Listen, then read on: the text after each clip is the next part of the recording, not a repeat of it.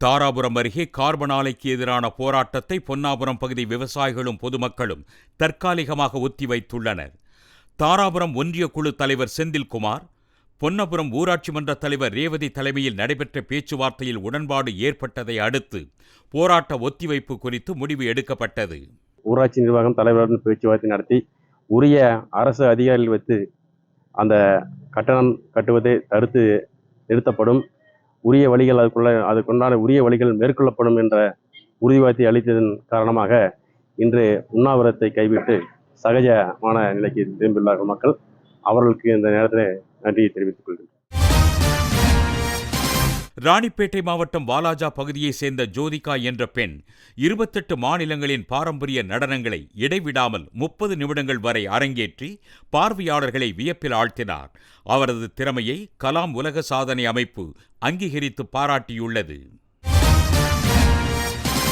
செங்கல்பட்டு மாவட்டம் மழுவங்கரணை கிராமத்தில் மதுவிலக்கு பிரிவு காவல்துறையினர் நடத்திய ஆய்வில் 20 லிட்டர் நாட்டுச் சாராயம் பறிமுதல் செய்யப்பட்டது. இது தொடர்பாக தேவன் என்பவரை கைது செய்து காவல்துறையினர் விசாரணை நடத்திய போது தன்னிடமிருந்து 3 தொழிலாளர்கள் சாராயம் வாங்கி அருந்தியதாக தெரிவித்துள்ளார். இதையடுத்து அந்த மூவரும் கண்டறியப்பட்டு மருத்துவ ஆய்வுக்கு உட்படுத்தப்பட்டனர். விருதுநகர் மாவட்டம் திருவில்லிபுத்தூரில் பெட்டிக்கடைக்கு சான்றிதழ் வழங்குவதற்காக 1500 ரூபாயை கையூட்டாக பெற்ற நகராட்சி உணவு பாதுகாப்பு அலுவலர் சந்திரசேகரன் என்பவரை கையூட்டு ஒழிப்புத் துறையினர் கைது செய்தனர். இதேபோல் நீலகிரி மாவட்டம் கூடலூரில் பட்டா மாறுதல் செய்வதற்காக சல்மா என்பவரிடம் 20,000 ரூபாயை கையூட்டாக வாங்கிய வட்டாட்சியர் ராஜேஸ்வரியை கையூட்டு ஒழிப்புத் துறையினர் கையும் களவுமாக பிடித்து கைது செய்தனர். புதுக்கோட்டையில் 5 கொலை வழக்குகள் உட்பட 60க்கும் மேற்பட்ட வழக்குகளில் தொடர்புடைய துரை என்ற போக்கிலியை காவல்துறையினர் சுட்டுக் கொன்றனர். திருவரங்கம் காட்டுப்பகுதியில் நடைபெற்ற தேடுதல் வேட்டையின் போது காவல் உதவி ஆய்வாளர் மகாலிங்கத்தை பட்டாக்கத்தியால் துரை வெட்டியதாகவும் தற்காப்புக்காக போக்கிலியை சுட்டுக் கொன்றதாகவும் காவல்துறை தரப்பில் விளக்கமளிக்கப்பட்டுள்ளது.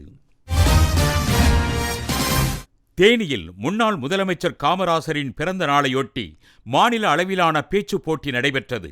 இதில் தமிழகம் முழுவதிலும் இருந்து 600க்கும் மேற்பட்ட மாணவ மாணவிகள் கலந்து கொண்டு தங்களது பேச்சு திறனை வெளிப்படுத்தினர்.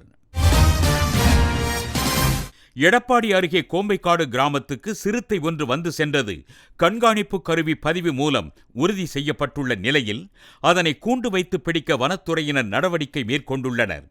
சிறுத்தை நடமாட்டம் உள்ளதால் எச்சரிக்கையுடன் இருக்குமாறு ஒலிபெருக்கி மூலம் கிராம மக்களுக்கு வனத்துறையினர் அறிவுறுத்தி வருகின்றனர்.